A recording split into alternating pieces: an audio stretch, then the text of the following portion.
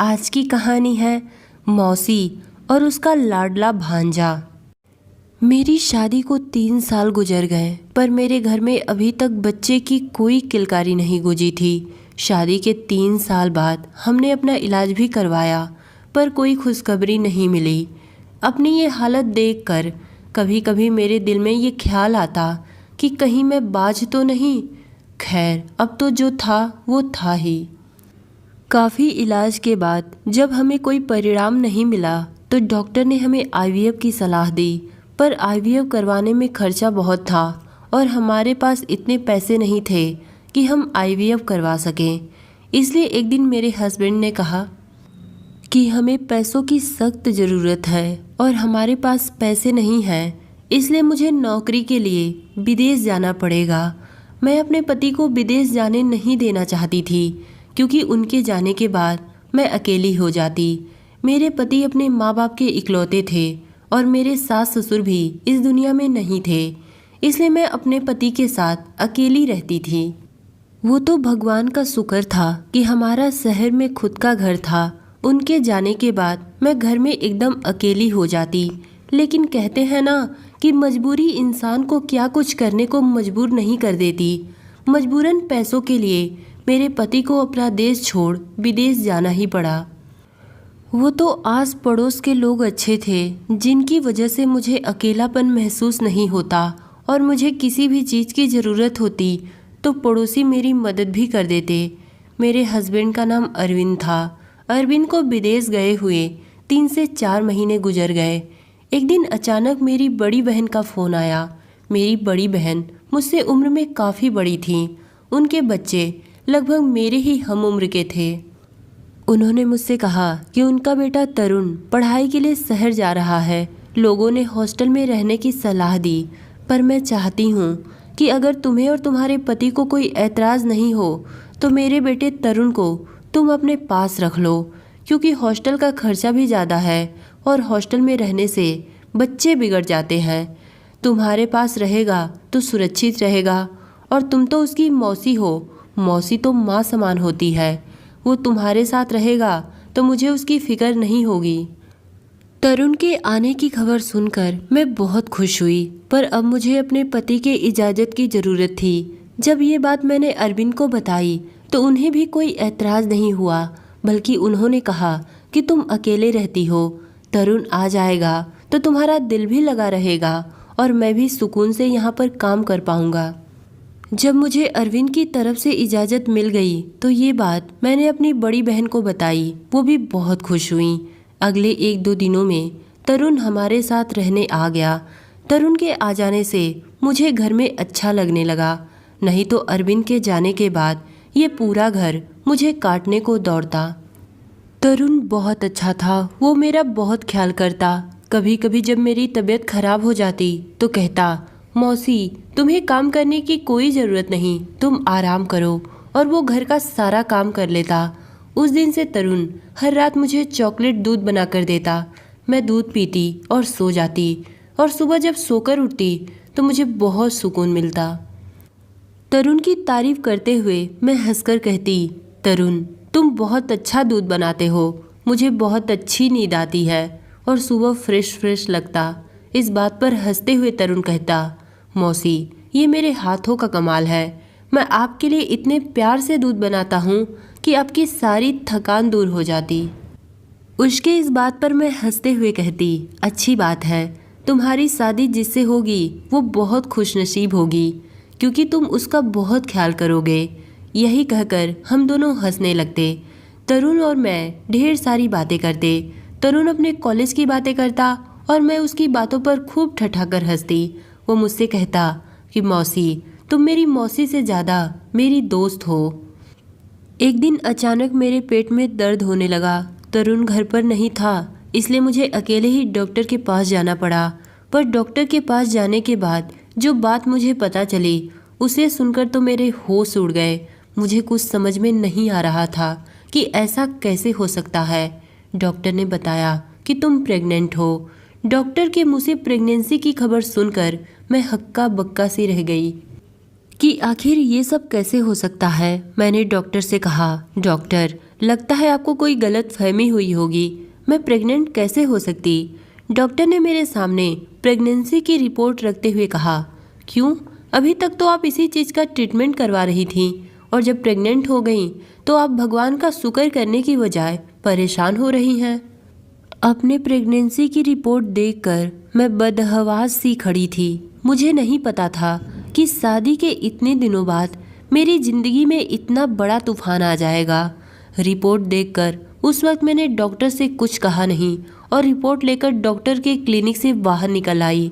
पर मेरे आंखों में ढेर सारे आंसू थे कि आखिर ऐसा कैसे हो सकता है।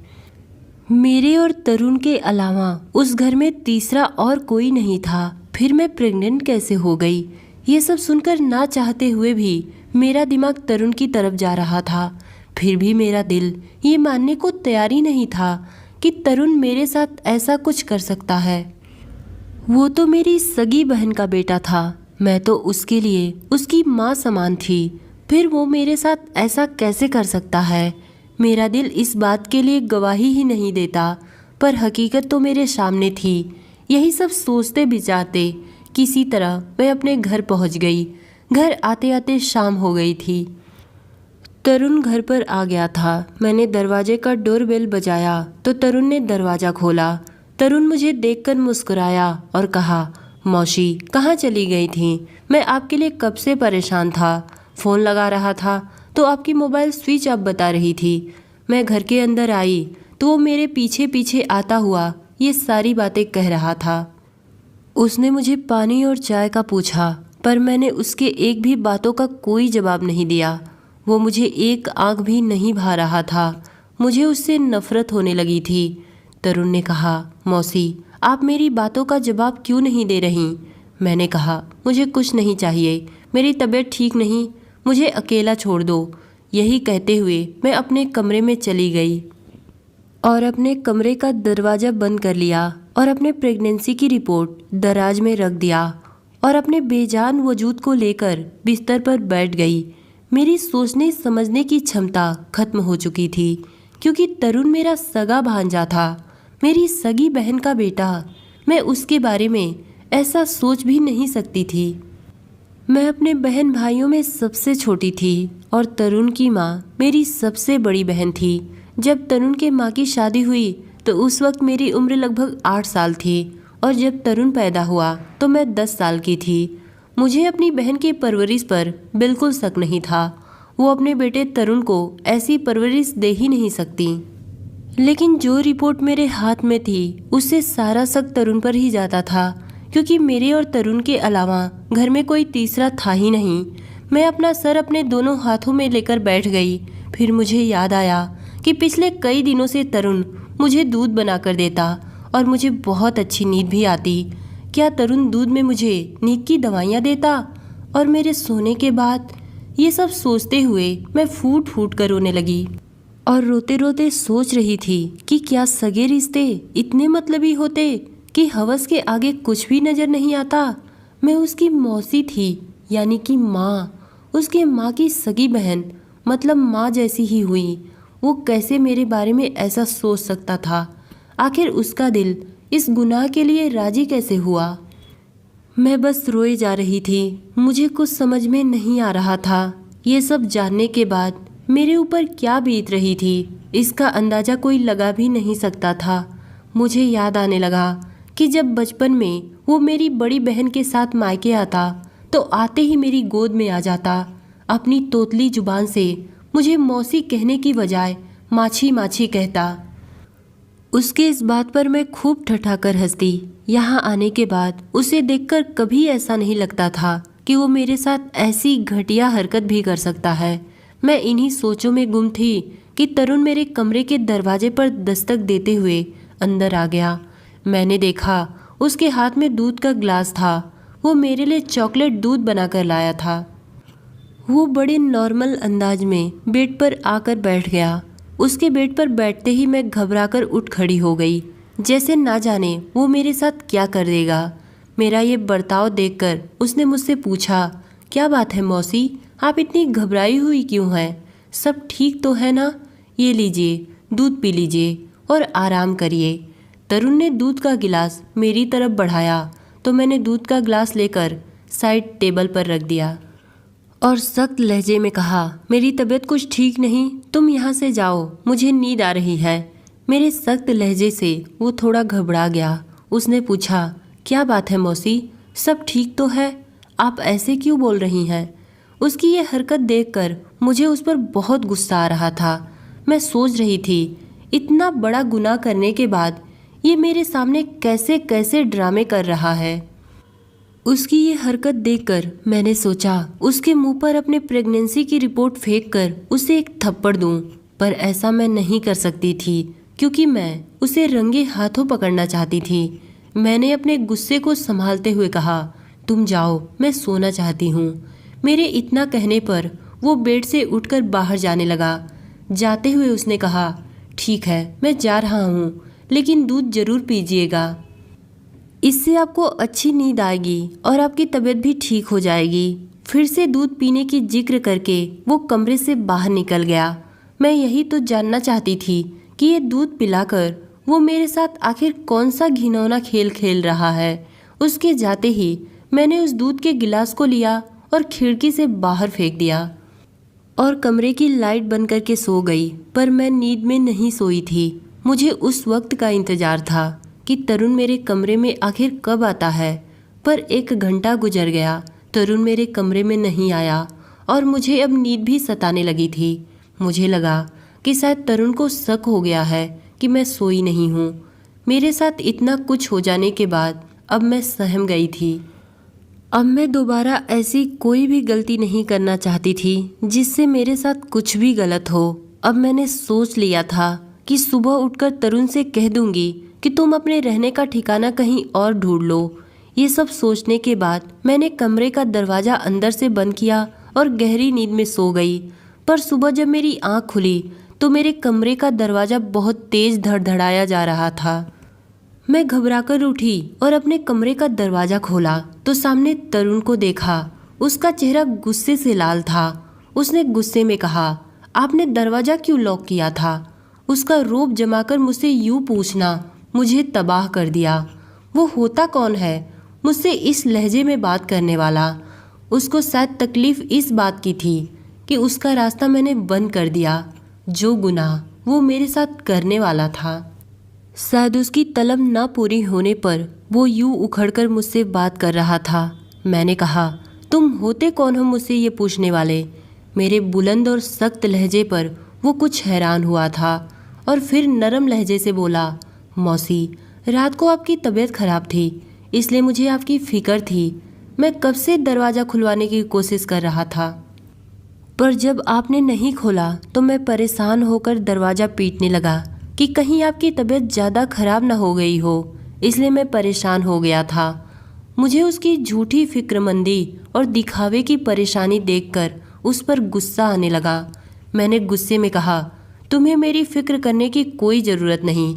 यही कहते हुए मैं अपने कमरे से निकली और अपनी एक सहेली के घर चली गई। मेरे पड़ोस में मेरी ही हम उम्र मेरी एक सहेली रहती थी। मैं उससे अपने मन की सारी बात शेयर करती, पर ये बात मैं उससे कैसे बता सकती थी? पर मेरी मजबूरी थी। मुझे किसी न किसी को तो अपने अबॉर्शन के लिए साथ ले जाना था, क्योंकि मेरे पति अरविंद अगले महीने आने वाले थे और अगर मेरी प्रेगनेंसी ज़्यादा दिन की हो जाती तो मेरा अबॉर्शन भी नहीं हो सकता था। इसलिए मुझे जल्द से जल्द अबॉर्शन करवाना था। मैंने अपनी सहेली से अपने प्रेगनेंसी की बात नहीं बताई। मैंने सोचा अस्पताल में जाकर बताऊंगी। मैंने उससे कहा, कल मेरी डॉक्टर के साथ अपॉइंटमेंट है, मेरी तबीयत ठीक नहीं, तुम्हें मेरे साथ कल डॉक्टर के पास चलना होगा। उसने कहा, ठीक है। उस दिन मैं पूरा दिन अपनी सहेली के घर पर ही रुक गई। वहीं पर खाना खाया और आराम भी किया। मैंने अपनी सहेली से झूठ में कहा कि तरुण घर पर नहीं है और मेरी तबीयत भी ठीक नहीं, इसलिए मुझे अच्छा नहीं लग रहा। उसे इस बात से कोई एतराज़ नहीं था। उसने कहा, चलो अच्छी बात है, मेरा भी दिल लग जाएगा, मैं भी अकेले ही रहती हूँ। अगले दिन हम दोनों अबॉर्शन के लिए डॉक्टर के पास जाने वाले थे, पर जब मैं उधर से अपने घर पर आई तो मेरे साथ कुछ ऐसा हुआ जिसे देखकर तो मैं शॉक्ड हो गई। मैंने देखा घर पे मेरे हस्बैंड अरविंद आए हुए थे। वो मुझे देखते ही अपने गले से लगा लिए और बोले, अब बताओ कैसा लगा मेरा सरप्राइज। मैं कब से तुम्हारा इंतजार कर रहा था, तुम्हारा फ़ोन भी नहीं लग रहा था, कहाँ पर थी तुम। उनसे लिपटकर मैं फूट फूट कर रोने लगी और मन में सोचने लगी कि अब क्या होगा, मेरा अबॉर्शन कैसे होगा। अरविंद ने मुझसे कहा, तुम रो क्यों रही हो, अब तो मैं आ गया हूँ। मैं आने वाला था अगले महीने, पर मैं अभी ही आ गया क्योंकि अचानक मेरी छुट्टी लग गई थी। मैंने तुम्हें इसलिए नहीं बताया क्योंकि मैं तुम्हें सरप्राइज़ देना चाहता था। उस वक्त मैंने अपने अंदर छुपे हुए दर्द को किसी तरह संभाला और ना चाहते हुए भी अरविंद के साथ मुस्कुराई। मैंने किसी तरह रात का खाना बनाया। खाना खाने के बाद तरुण अपने कमरे में सोने चला गया। मैं और अरविंद अपने कमरे में। अरविंद बहुत थके हुए थे। वो थोड़ी बहुत मुझसे बातें किए और फिर सो गए, पर मुझे पूरी रात नींद नहीं आई। मैं बस इसी सोच विचार में थी कि कल मैं अबॉर्शन के लिए कैसे जाऊंगी। कल क्या, अब तो मैं किसी भी दिन अबॉर्शन कैसे कराऊंगी, क्योंकि अब तो अरविंद आ गए हैं। अगर इन्हें मेरी सच्चाई पता चल गई तो मेरा घर टूट कर बिखर जाएगा। यही सब सोचते विचारते कब सुबह हो गई पता नहीं चला। मैंने देखा अरविंद सोए हुए थे। मैं कमरे से बाहर सोफे पर जाकर बैठ गई। मैंने देखा तरुण अपने लिए चाय बना रहा था। वो किचन से आया और मुस्कुराकर बोला, कैसा लगा आपको अरविंद मौसा का सरप्राइज। मैंने उससे गुस्से और नफरत से देखते हुए कहा, किस कदर ढीठ और ड्रामेबाज इंसान हो तुम। ऐसी मासूमियत से भरी अदाकारी कैसे कर लेते हो, शर्म नहीं आती तुम्हें। एक तरफ मौसी कहते हो और दूसरी तरफ। मैं ये सब सहते सहते थक चुकी थी, इसलिए बिना सोचे समझे मेरे जो मन में आया मैंने कह दिया। और वो था कि अभी भी मुझे हैरत भरी निगाहों से देख रहा था। कहने लगा, मौसी क्या कह रही हैं आप। मुझे आपकी बातें बिल्कुल समझ में नहीं आती। मैंने ऐसा भी क्या किया कि आप मुझसे इस तरह बातें कर रही हैं। मैंने उसे गुस्से से देखा और अपने कमरे में गई। मैंने देखा अरविंद अभी भी सो रहे थे। मैंने दराज से रिपोर्ट निकाली और तरुण के पास चली गई। तरुण वहीं पर खड़ा था। मैंने गुस्से से वो रिपोर्ट उसके मुंह पर फेंक दी और कहा, ये पढ़ो और अपना मनहूस चेहरा लेकर अरविंद के उठने से पहले यहाँ से दफ़ा हो जाओ। मैं गुस्से से दबे लहजों में बोल रही थी क्योंकि मैं नहीं चाहती थी कि अरविंद को इस बात की भनक भी पड़े। तरुण ने वो रिपोर्ट उठाकर जैसे ही पढ़ा, उसके चेहरे की रंगत उड़ गई। इससे पहले कि वो कुछ बोलता कि अरविंद वहाँ पर आ गए। ये सब देखकर वो सीधा तरुण के पास गए और उसके हाथ से रिपोर्ट लेकर पढ़ने लगे। अरविंद को रिपोर्ट पढ़ते देखकर मैं घबरा गई। मैं सोच रही थी कि अब तो मेरा घर बर्बाद हो जाएगा, अरविंद मुझे छोड़ देंगे। ये सब सोचते हुए मैं कब गिरकर बेहोश हो गई पता नहीं चला, और जब होश आया तो मैं अपने आप को हॉस्पिटल में पाई। मैं बेड पर लेटी हुई थी। अरविंद मुझे गौर से देख रहे थे। तरुण भी वहीं पर खड़ा था। अरविंद को देखते ही मैं रोने लगी और कहने लगी, अरविंद इसमें मेरा कोई कसूर नहीं है। तरुण दूध में मुझे नींद की गोलियां देता था। भगवान के लिए मुझे तलाक मत दीजिएगा। मैं आपसे बहुत प्यार करती हूँ। मैं आपके बिना नहीं रह सकती। मेरी बात सुनकर अरविंद मेरे करीब आए और मुझे अपने गले से लगा लिया और कहा, तुम परेशान क्यों हो रही हो, मैं तुम्हें कभी नहीं छोड़ूंगा। मैंने तुम्हारे सारे टेस्ट नए तरीके से करवाए। तुम प्रेग्नेंट नहीं हो। शायद किसी और की रिपोर्ट तुम्हारे रिपोर्ट से बदल गई थी। ना तुम गुनहगार हो और ना ही तरुण ने तुम्हारे साथ कुछ गलत किया है। तरुण तुम्हारे साथ ऐसा नहीं कर सकता। तरुण की नज़र जब मुझ पर पड़ी तो मैंने देखा वो रो रहा था। मुझे देखते ही वो मेरे पास आया और मुझसे कहने लगा, मौसी आपने ऐसा सोच भी कैसे लिया कि मैं आपके साथ ऐसा कर सकता हूँ। मुझे अपनी माँ और आप में कभी कोई फ़र्क नज़र नहीं आया। मैंने आज तक किसी लड़की को नज़र उठाकर नहीं देखा, तो आप तो मेरी माँ समान है। वो रो रो कर मुझे अपनी सारी बातें कह रहा था। डॉक्टर और नर्स की लापरवाही की वजह से रिपोर्ट की अदला बदली ने आज मुझे शर्मिंदा करके रख दिया था। क्या क्या मैंने अपने भांजे के खिलाफ नहीं सोचा था। तो दोस्तों, ये कहानी आपको कैसी लगी कमेंट में बताइएगा। धन्यवाद।